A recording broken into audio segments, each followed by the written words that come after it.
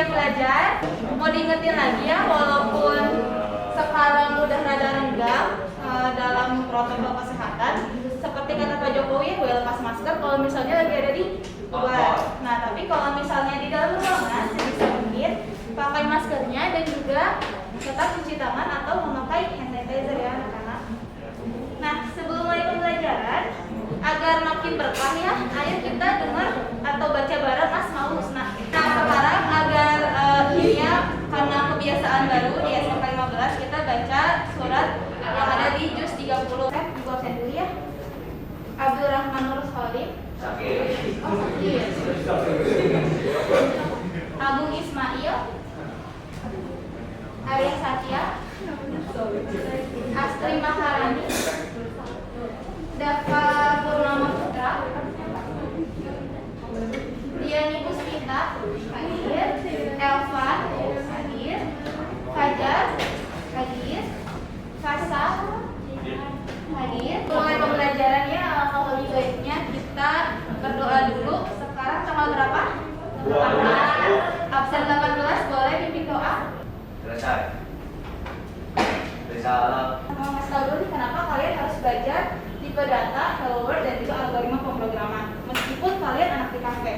Nah, seperti yang kita ketahui, kita kan udah mulai masuk ke era digital di mana kita tuh gak cuma bisa satu hal dan mendalam seperti huruf I. Kita tuh harus bisa seperti huruf P, di mana kita tuh punya satu yang kita dalemin, tapi kita punya banyak hal yang kita tahu. Kalian teman di kafe bisa buat kalian bikin games, bikin aplikasi yang nanti kalian butuh. Ya anak-anak, sudah mulai pembelajaran. Jadi aku mau ngingetin, kalau misalnya mungkin kedepannya dalam pembelajaran algoritma dan pemrograman, kalian bakal menemukan banyak pusing atau liar atau lain sebagainya, karena mungkin kalian merasa nggak bisa di sini. Tapi tenang aja, manusia itu diciptakan beragam, bukan seragam. Mata pelajaran itu ada untuk kalian pelajari, bukan untuk kalian kuasai. Nah, tapi dengan alasan itu jangan jadikan kalian untuk malas belajar ya. Oke, kita siap belajar? Ya. Siap. Nah, pertama apa sih bahasa sih? Nah, jadi bahasa sih itu kelihatan kan anak-anak? Bahasa sih itu adalah salah satu bahasa pemrograman disusun oleh Dennis Ritchie. Nah, ini nih tersangkanya nih yang bikin bahasa sih. Nah, jadi bahasa sih itu adalah program sederhana yang dibuat sampai juga bisa dipakai buat program yang rumit, dari mulai mencetak kalimat, perhitungan, hingga operasi perulangan.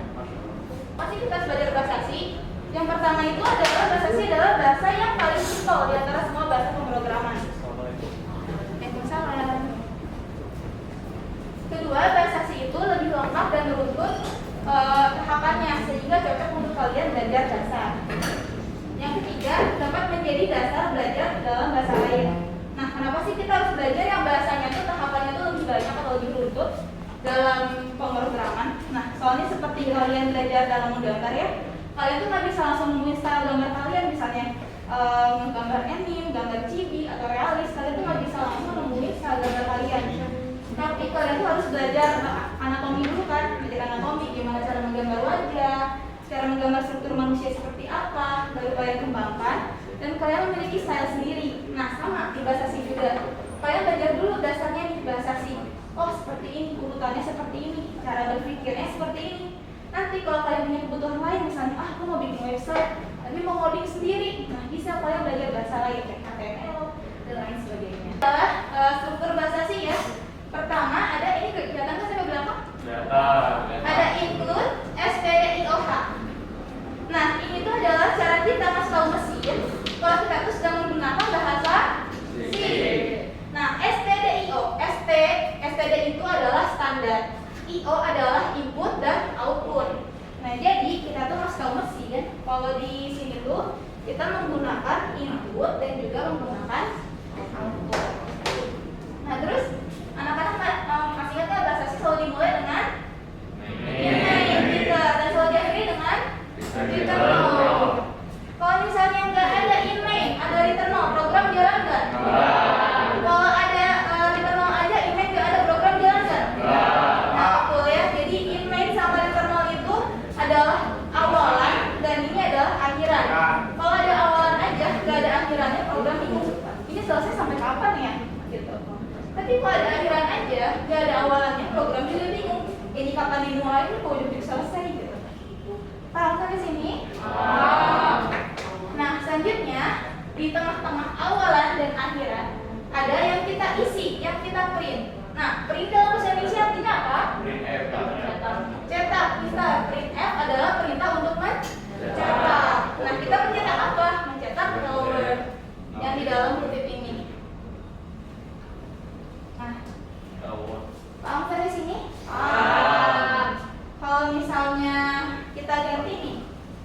kayak gini, print F-nya bukan hello world, tapi misalnya SMKM 15. Yang keluar apa kalau di print?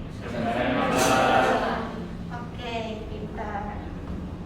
Di sini ada simbol-simbolnya untuk bahasa asing. Seperti yang kalian lihat ya, sebelumnya ada titik koma atau semikolon. Ini tuh apa sih fungsinya? Mengakhiri. Nah, pintar siapa? Ya. Ya, pintar. Ih, pintar semua. Pintar. Pintar. Nah, kalau ada titik koma Itu mah bukan pintar semua. kalau titik koma itu, semikolon itu fungsinya untuk mengakhiri satu perintah. Kayak misalnya kalian nulis kan diakhiri dengan titik ya, akhir kalimatnya. Nah, kalau di bahasa asing ini diakhiri dengan titik koma akhir kalimatnya. Kalau nggak ada titik koma, nggak akan bisa jalan juga karena program tuh bingung. Ini udah selesai belum sih perintahnya? Gitu. Belum. Nah, ini juga ada titik koma ya. Nah, terus kita lihat lagi Kurawabuka, fungsinya untuk memulai program. Nah, seperti yang kita lihat di sini, in main kurung Kurawabuka. Nah, kalau nggak ada kurung Kurawabuka, program juga nggak akan jalan karena ini adalah awal untuk mulainya. Jadi biar kalian gampang ingatnya, ini udah bersatu nih in main dan kurung Kurawabuka. Terus kalau kurung Kurawabuka untuk mulai program, kurung Kurawabuka buat apa? Mengakhiri program. Benar. Kalau nggak ada kurung Kurawabuka, program juga belum selesai sebenarnya.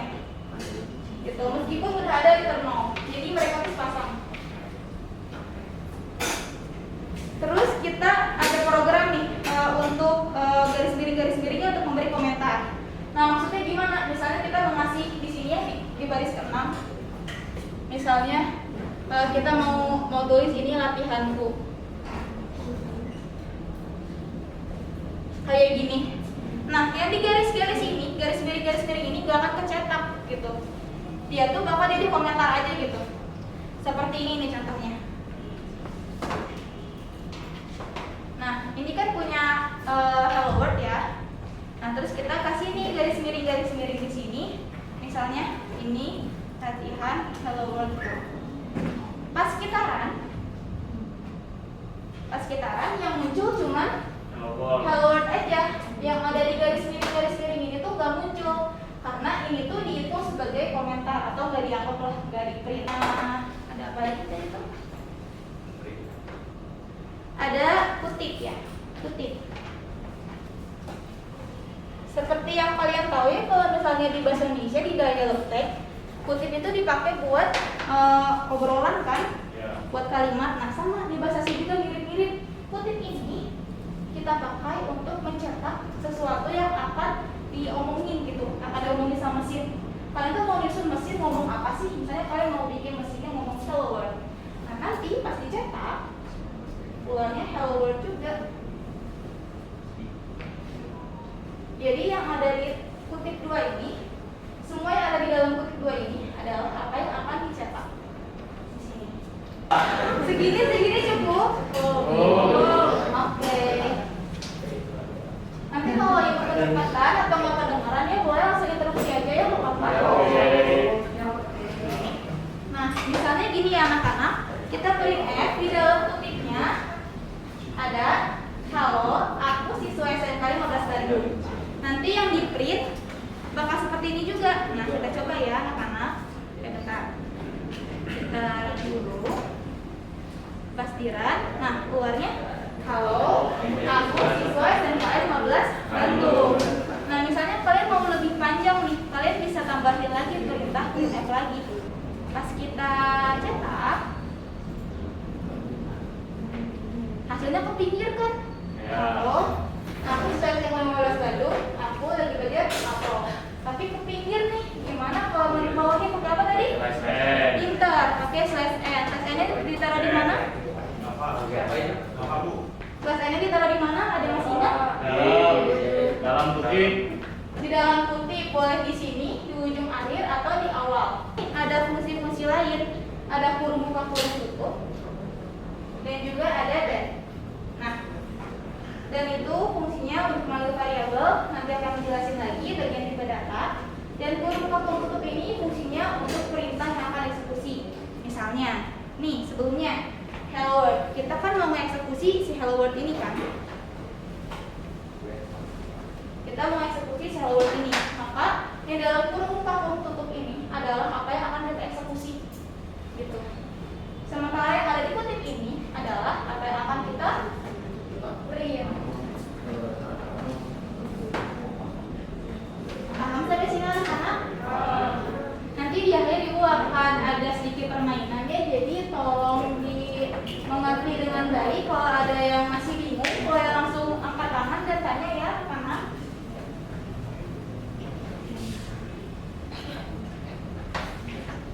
Nah, contohnya ya seperti tadi ya, kita belajar helper.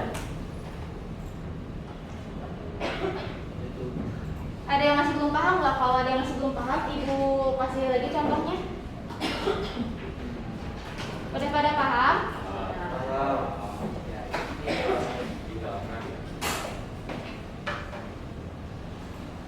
Kalau udah pada paham, boleh deh ibu tunjuk satu orang ya. Kalian nulis di sini atau ngetik di sini cara untuk mencetak. Ada yang mau? Sukarelawan? Ada yang mau? Oke, gak apa-apa dulu saja. Kalau program saya pakai include titik koma inter. Dan email adalah awal dari pihak. Nah, oke, terima kasih. Kita tepuk tangan untuk Raditya.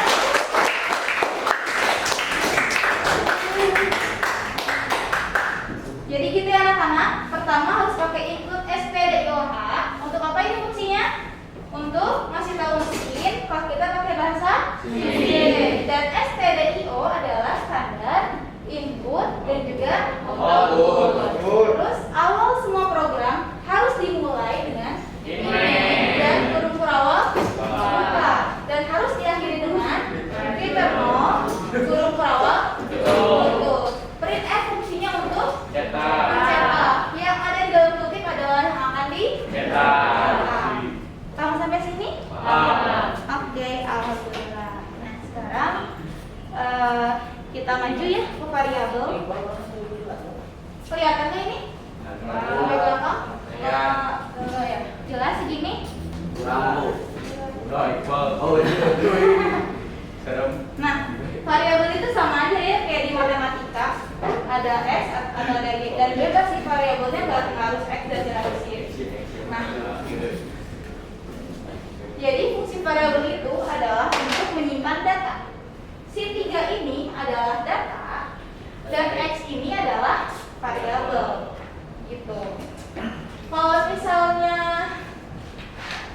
variabelnya diganti ke x dan y, misalnya umur, boleh? Boleh. Kalau misalnya diganti jadi apa ya? Jadi in, boleh? Enggak, karena nanti ini sama kayak tipe data.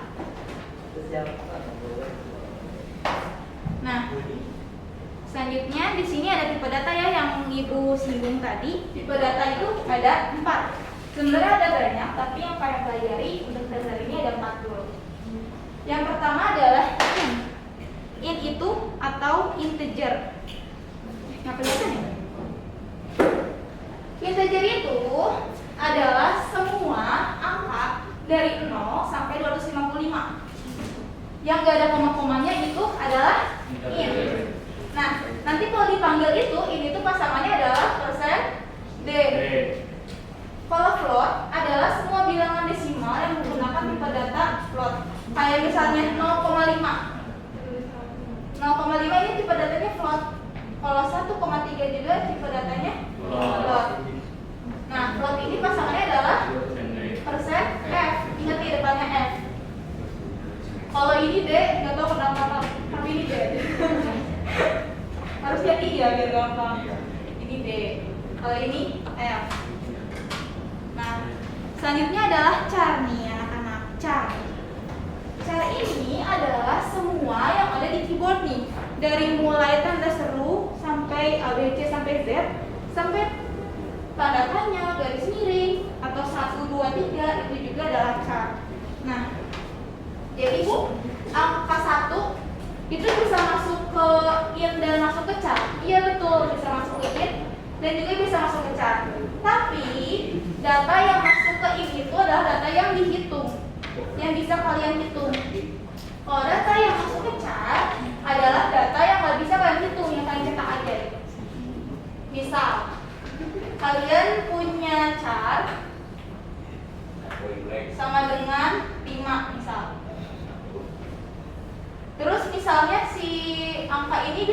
nggak 5 kali 5? Enggak, karena ini tipe datanya char. Kalau kita ganti tipe datanya jadi ini baru bisa dihitung. Nah, terus nantinya string. String itu apa sih? Ya sama aja sih kayak char, tapi string itu lebih dari satu char. Ingat, lebih dari satu char.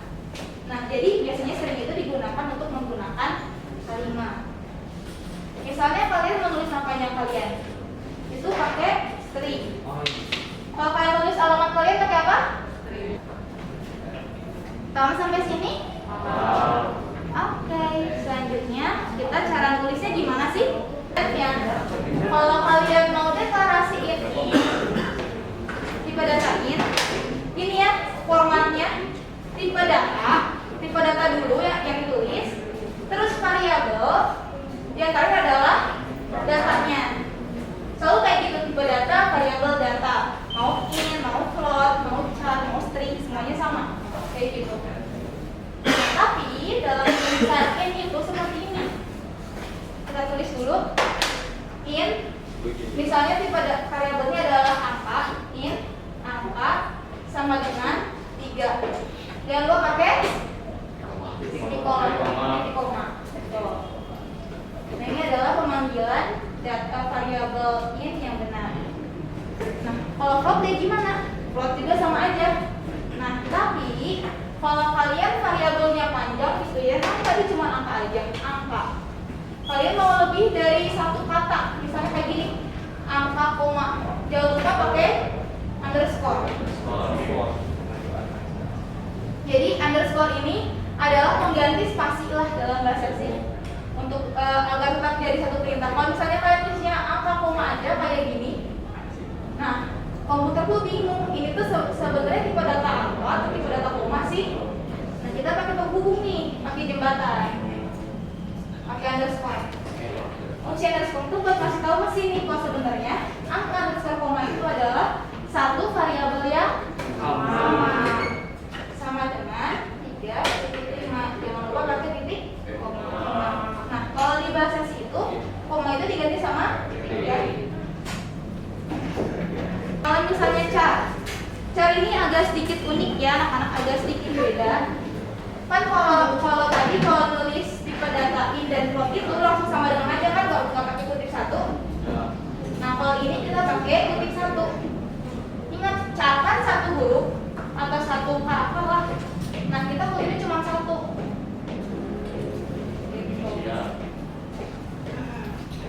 Kalau misalnya string, nah string juga sama, tipe datanya char.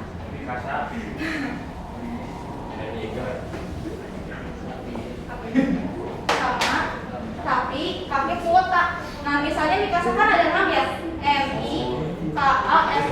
MIKASA, ada 6 kan. Nah, kita masukin ini kuotanya buat kita tulis adalah 6 karakter. Nah, tipe data, variabel dan kuota data. Nanti tipe datanya sama kayak tadi char. Terus variabel sama kayak tadi misal nama. Terus kita jangan lupa pakai kuota. Kuota tuh kita tuh mau tahu mesin. Kita tuh mau tahu mau masukin berapa char sih, mau masukin berapa karakter sih. Kalau nggak pakai kuota, nanti dia tuh bakal masukin cuma satu huruf M aja. Tapi kalau dia pakai kuota, dia ngoperin 6 Mikasa. Kalau misalnya saya kuotanya 5, yang print apa nih? Mikasa. Betul. Kalau misalnya 7, yang print apa? Mikasa. Betul. Mikasa aja. Tuh kasih lihat contohnya ya. Rasanya ditaruh di mana nih? Di dalam Flutter CSS. Pintar. Nah, jadi ibu kasih tahu dulu ya peraturan mainnya. Nanti ibu akan setel lagu dan muterin gini. Kalau misalnya ada di kalian, itu berarti kalian menjawab pertanyaan dari ibu. Oke? Siap?